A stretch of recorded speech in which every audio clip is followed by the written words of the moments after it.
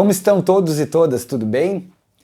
Então, no vídeo passado vimos muito brevemente umas ideias do Lev Vygotsky e dentro dessa linha de acrescentar saberes que nos vão proporcionar um entendimento melhor sobre os processos de ensino e aprendizagem, evidentemente que todos esses processos de ensino e aprendizagem usando tecnologias, eles estão inseridos num contexto educacional.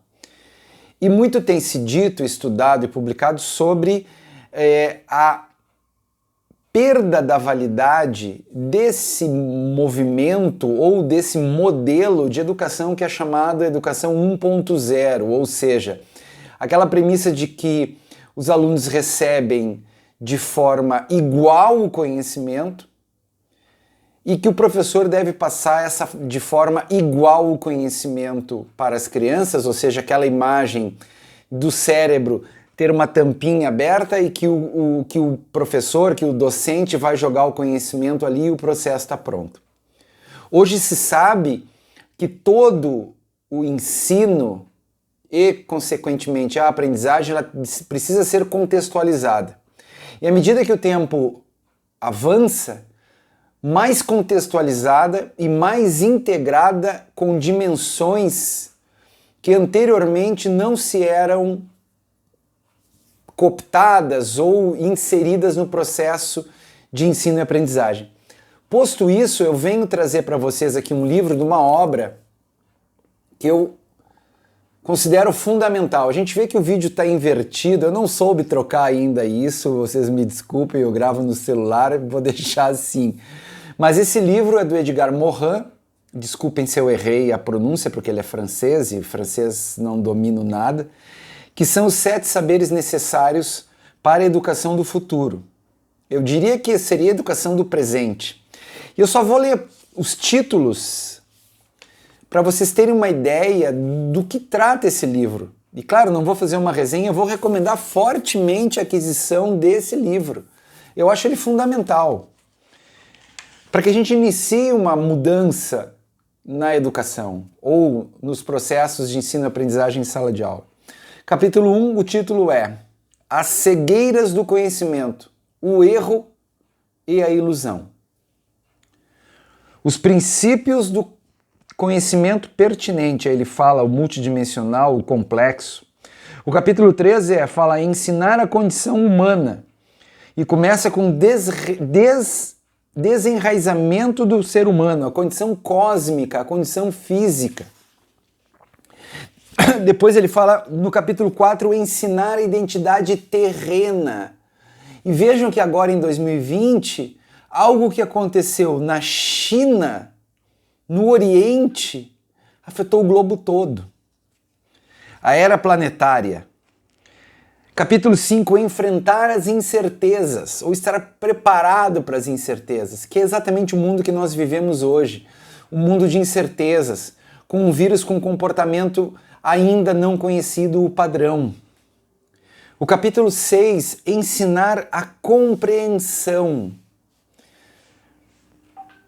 Fala do egocentrismo, do etnocentrismo, o espírito redutor, a consciência da complexidade humana, e o capítulo 7 é a ética do gênero humano. Democracia e complexidade, a dialógica democrática, o futuro da democracia. O circuito indivíduo-espécie, ensinar a cidadania terrestre.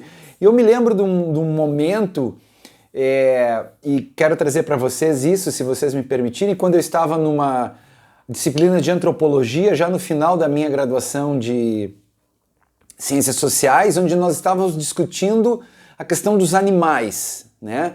E tem uma discussão muito ampla e muito debatida sobre o consumo de carne de animais, né? E eu tive um insight onde eu disse o seguinte: sim, o ser humano é um animal, evidentemente, somos animais. Não podemos dizer que somos superiores a um guepardo, por exemplo, que consegue correr a 250 km por hora. Nós não somos superiores nisso, mas nós deveríamos ser superiores como uma espécie líder, pois nós somos animais que temos inteligência.